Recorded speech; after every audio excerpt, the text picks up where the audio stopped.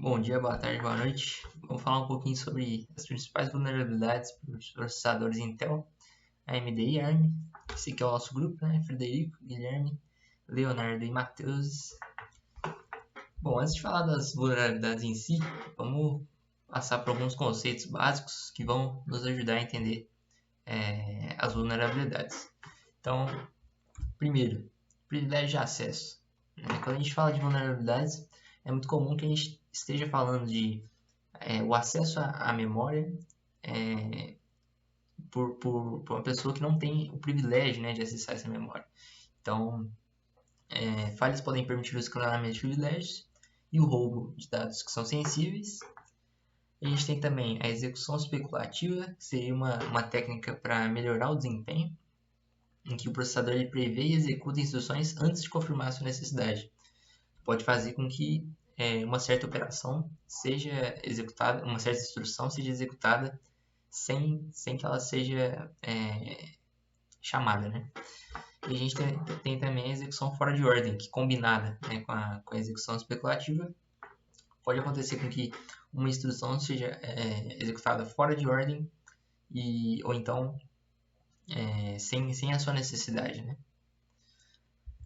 Um outro conceito que a gente vai ter é o de side channel attacks, que seria métodos que exploram informações indiretas, como padrões de acesso à memória e consumo de energia, para extrair esses dados sigilosos. E por último, a gente tem também os timing attacks, que seria a gente aproveitar as diferenças no tempo de execução de operações para a gente identificar quais que estão sendo utilizados, por exemplo, e isso pode também servir como uma forma de vulnerabilidade. Então, em relação aos conceitos envolvidos, seria isso. Então, eu vou falar um pouquinho das principais vulnerabilidades dos processadores Intel, AMD e ARM. Eu selecionei apenas três de cada, porque eram muitas vulnerabilidades na minha pesquisa e não ia dar tempo de eu falar de todas elas. Então, começando, nos processadores Intel temos o Spectre, que permite que os atacantes explorem a execução especulativa e a predição de ramificação para acessar dados protegidos de outros processos. Meltdown, que explora falhas no isolamento entre processos e o kernel, permitindo que um atacante acesse dados armazenados na memória do sistema. Zombie Load, que permite que dados em trânsito na CPU sejam lidos por processos não autorizados, explorando a maneira como a CPU manipula operações pendentes. Passando para os processadores AMD, também temos o Spectre, que assim como os processadores Intel, permite vazamento de informações sensíveis devido à execução especulativa. Master Key, que ataca o firmware dos processadores AMD, permitindo que o malware seja instalado de forma persistente no BIOS. E o Fallout, que é uma variante do PowerShell, que explora falhas no isolamento da memória protegida. Por último, as vulnerabilidades dos processadores ARM. Também temos a Spectre, que inclusive ela é uma vulnerabilidade presente em vários processadores modernos e que, assim como na Intel e em AMD, explora a execução especulativa para acessar informações protegidas. Também possui o Meltdown, que, embora menos comum em ARM, algumas variantes do Meltdown permitem acesso não autorizado à memória do kernel. E por último, Slam, variante do Spectre que explora falhas na execução especulativa ao carregar dados na memória. Bom, agora que o Matheus já citou as principais vulnerabilidades que já aconteceram nos últimos anos aí, vamos falar um pouquinho do que causou essas vulnerabilidades, né? Bom, no caso da Intel, quando a gente fala de Spectre e Meltdown, a gente pode falar que foi um problema de execução especulativa ineficiente. O que acontecia era que o mecanismo de execução especulativa do processador, ele executava as instruções antes mesmo de confirmar que elas eram seguras. E aí acaba que alguns dados sensíveis eram armazenados temporariamente na cache e eles conseguiam ser acessados por alguns atacantes, né? Também tinha uma falta de isolamento adequado da cache L1. A cache L1 não foi projetada para impedir o acesso especulativo dos dados armazenados e acaba que dava alguns vazamentos de dados sensíveis, e isso a gente falando de Foreshadow e do Zombie Load. Quando a gente fala da AMD, ali no slide está dizendo a segurança fraca no firmware do chipset. O que acontecia? O firmware do chipset dos processadores da AMD, principalmente dos Ryzen, dos FX não acontecia muito isso, mas agora falando mais dos Ryzen, ele apresentava falhas de segurança que permitia que os hackers, né, executassem códigos maliciosos com privilégios muito elevados e aí eles conseguiam instalar malwares e etc. dentro do seu computador. Outro problema que teve nos processadores da AMD foi o problema de gerenciamento de memória protegida, que acontecia que algumas implementações do isolamento de memória nesses processadores não impedia completamente o acesso indevido. E isso acaba que os invasores conseguiam manipular algumas instruções bem críticas para o funcionamento do seu computador. E as vulnerabilidades que estão relacionadas com isso são o Master Key e o Fallout. Já para o ARM, que é uma arquitetura um pouco mais recente, né, tá na moda aí, a gente também tem execução especulativa sem proteção, né, assim como teve na Intel e na AMD, e também vai ter relação com Spectre e Meltdown.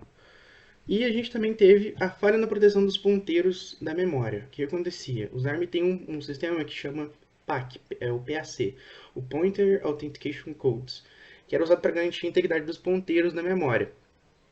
Só que ele podia ser burlado em alguma das arquiteturas ARM. Então, acho que é basicamente isso sobre o que causou essas vulnerabilidades, e agora eu vou deixar pro Léo. Meu nome é Matheus Mendes e eu vim aqui trazer alguns métodos que as equipes e hackers utilizam para descobrir essas vulnerabilidades nos processadores. Eu trouxe 4 aqui e eu vou acabar citando um caso também de uma vulnerabilidade que já foi citada no vídeo. Primeiramente, trouxe aqui a engenharia reversa. A engenharia reversa, no caso, utiliza a decompilação do código. A partir dessa decompilação do código, você consegue analisar o código, encontrar falhas do código e encontrar essas vulnerabilidades que vão te permitir, por exemplo, injetar alguma coisa nos processos, no processador. Nós também temos a análise de comportamento. A análise de comportamento, nós sabemos que os processadores têm preditores, e a partir desses preditores, você consegue saber o próximo passo do processador, e se você sabe o próximo passo, você vai conseguir, por exemplo, injetar código em processos. Nós também temos o fuzzing. O fuzzing é meio que uma força bruta, onde você vai testar diversas entradas que o processador não espera, e a partir dessas entradas você vai identificar diversos comportamentos que vão te permitir explorar mais a fundo os processos e permitir injetar código também. Nós temos a modelagem de ameaças, que é algo básico, por exemplo, é simular ataques teóricos e tentar explorá-los no hardware real. Eu trouxe aqui um caso do Spectre Meltdown, que foi descoberto pelo Google Project Zero. O Google Project Zero é uma equipe de pesquisadores de segurança do Google. Isso foi fundado em 2014 e tem como objetivo fazer, por exemplo, essa análise de código, de hardware, para isso. Eles tentaram através da execução especulativa, que tem grande relação com os preditores que a gente estudou, e com isso era possível acessar os dados protegidos pela memória. Alguns impactos, por exemplo, acessando esses dados, você poderia modificá-los, você poderia enviá-los para algum lugar, o que acabava com a privacidade. Agora eu vou falar um pouquinho das soluções para mitigar essas vulnerabilidades em processadores. A primeira delas é atualizações de firmware e microcódigo. O microcódigo é um nível de software dentro do processador que controla as operações internas. E é sempre necessário a atualização deles para que fique seguro. E essas correções elas são via atualização ou pelo BIOS ou pelos sistemas operacionais. E um exemplo disso é em que a Intel lançou microcódigos para mitigar o Foreshadow e o Zombie Load. Outra forma é o patch de software, já que às vezes é bem difícil atualizar os hardwares, que são correções no sistema operacional para bloquear esses ataques, e também atualizações que vão nos compiladores, por exemplo no GCC. O macOS e o Linux adotaram medidas para mitigar o Pacman, por exemplo, que explora a previsão de permissões de memória. Mudança de arquitetura dos processadores, que já estamos bem acostumados a saber, mas um exemplo disso é que a Intel implementou proteções no SGX, que é a Software Guard Extension, e a AMD e a ARM implementam técnicas de isolamento de memórias mais seguras, isso tudo na arquitetura dos processadores. Outra forma é na redução de execução especulativa, já que essa técnica já torna mais vulnerável o sistema. E elas são substituídas por outras técnicas melhores, por exemplo, a técnica como Hotline e BRS, não necessariamente melhores, mas mais seguras. Ou também a desativação parcial dessa execução especulativa em certos contextos para mitigar esses ataques. Por exemplo, o ataque Pacman ele se baseia nessa execução especulativa. E também o monitoramento e mitigação contínua, que são, por exemplo, o antivírus ou algum monitoramento em tempo real ali. Por exemplo, a Microsoft desenvolveu o Windows Defender Exploit Guard, que inclui essas proteções contra ataques que exploram essas vulnerabilidades em tempo real ali, baseado na execução especulativa. Bom, é isso nossa aula. Agradecemos muito, agradecemos a atenção e também pelas aulas ministradas nesse período, professor. Obrigado.